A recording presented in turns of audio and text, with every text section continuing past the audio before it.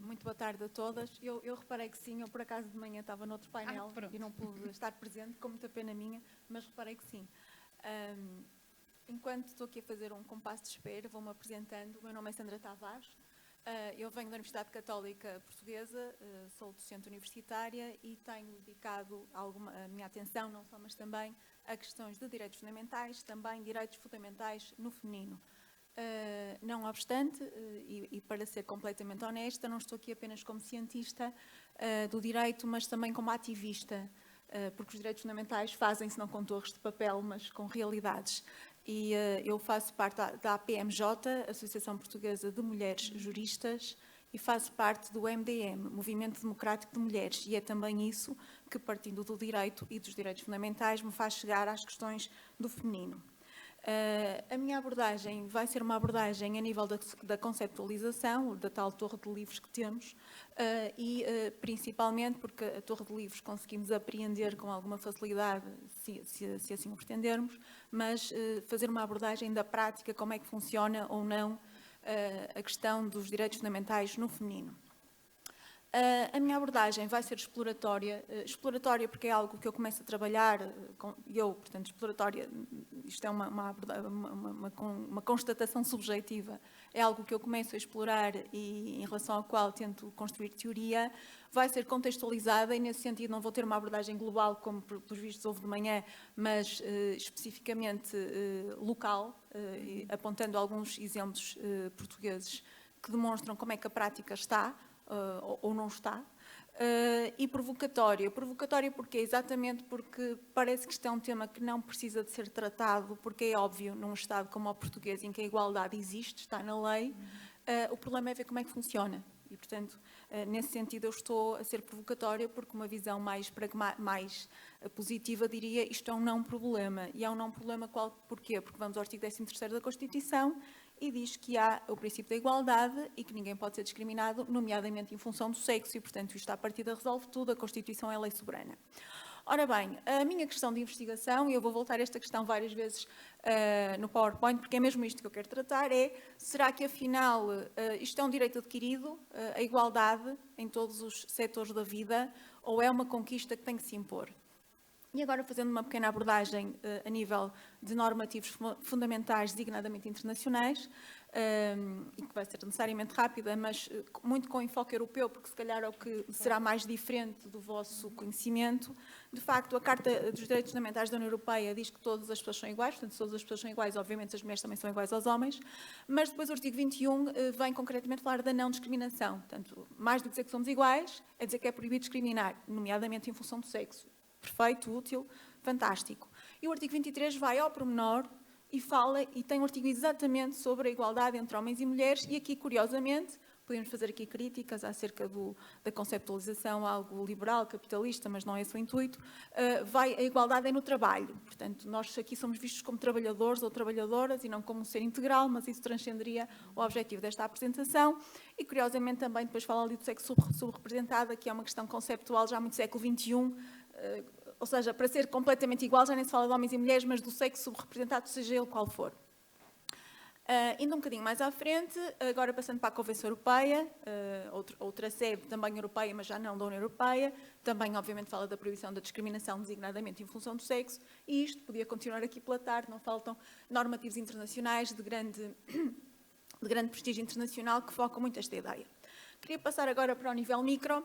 Há uma lei muito recente em Portugal, de 27 de junho, que é uma lei que muitos consideram simbólica, outros consideram ridícula, mas não deixa de ser pertinente que seja necessário que uma lei destas exista ou que seja considerado ridícula, que é, a partir desta lei, todos os diplomas internacionais que Portugal assinou, ratificou, aderiu, que na terminologia se chamam direitos do homem, por exemplo, Convenção Europeia dos Direitos do Homem, a partir de agora é Convenção Europeia dos Direitos Humanos. Portanto, foi uma mudança de paradigma, dizer, é simbólico, não é simbólico, o simbologismo também tem peso, etc. e tal.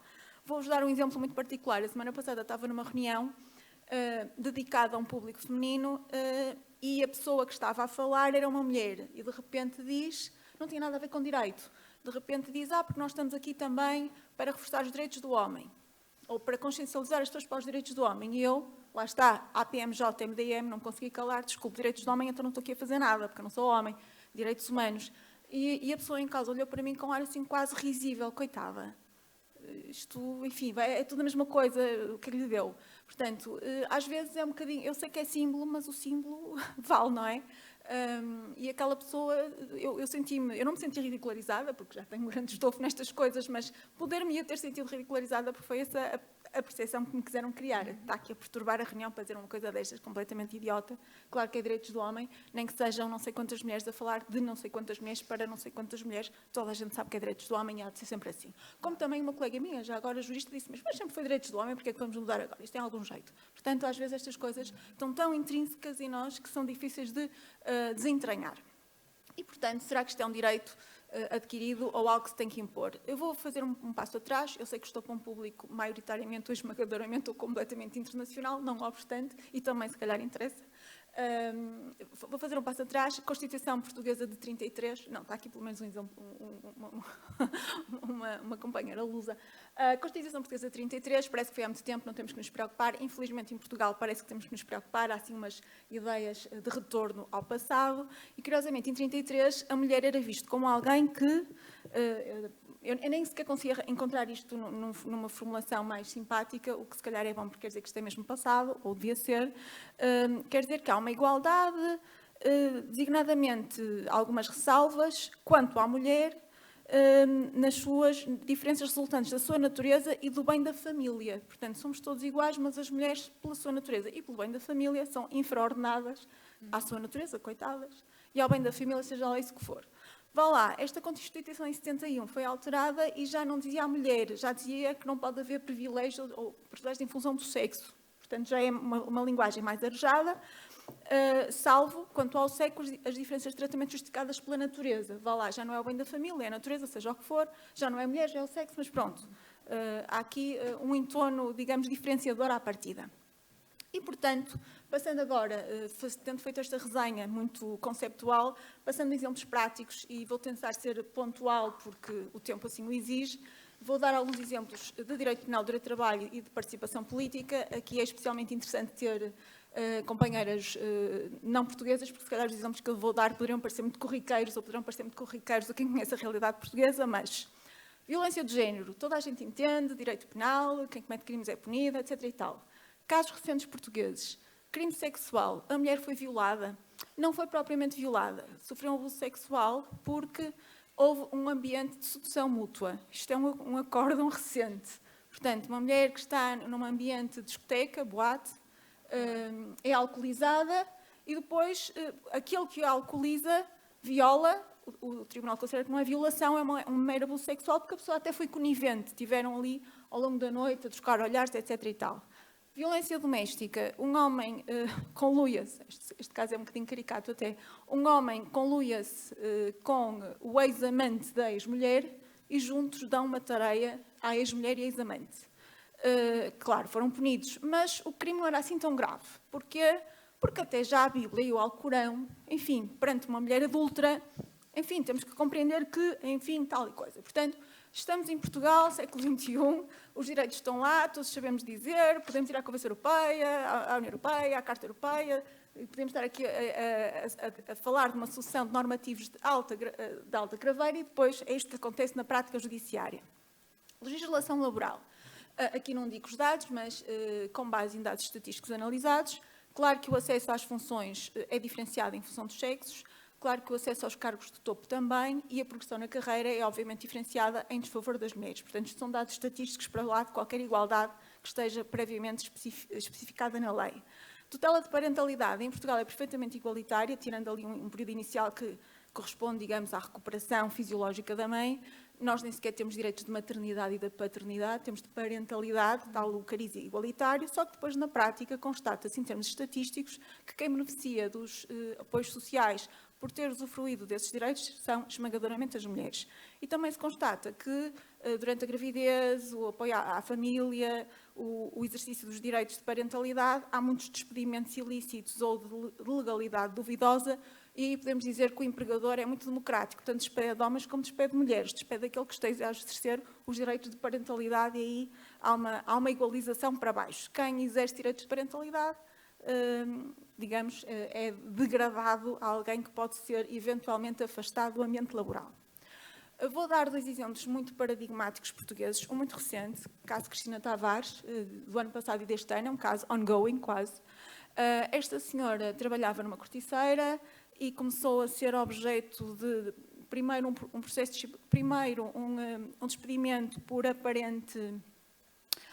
portanto, o lugar de trabalho deixou de existir, portanto, isso seria motivo lícito para despedimento.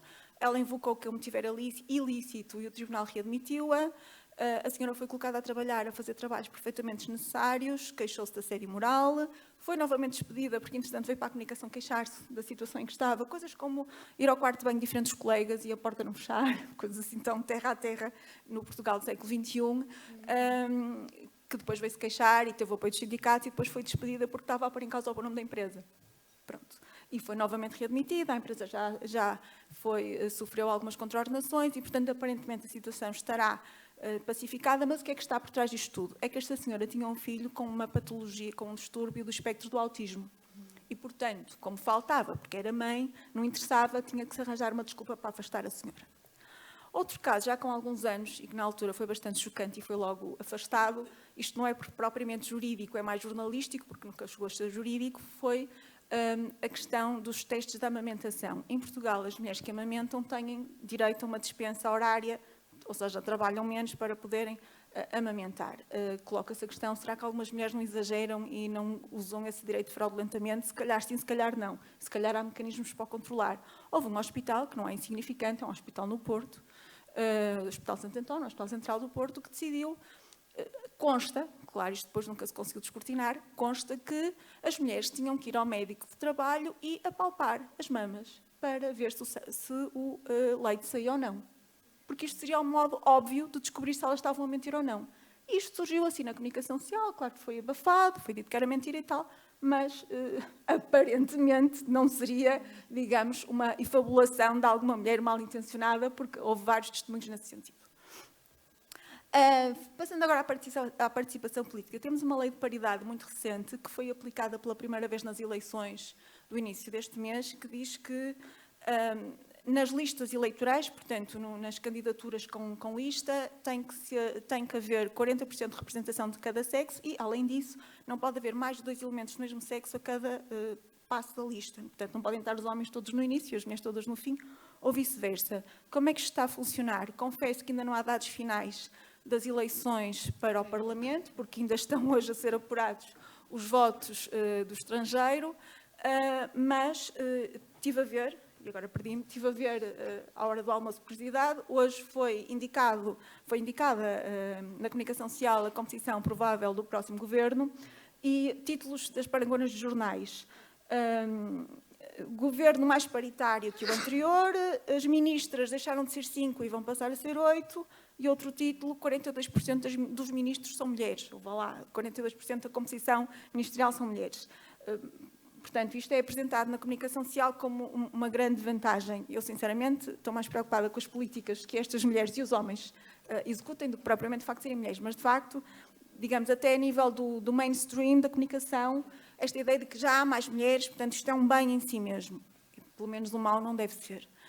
E, portanto, para concluir, será que isto é um direito adquirido ou algo que se tem que impor e conquistar com muita luta? Eu, sinceramente, acho que é um work in progress. Nada está garantido. Há muitos indícios de que não é um direito adquirido.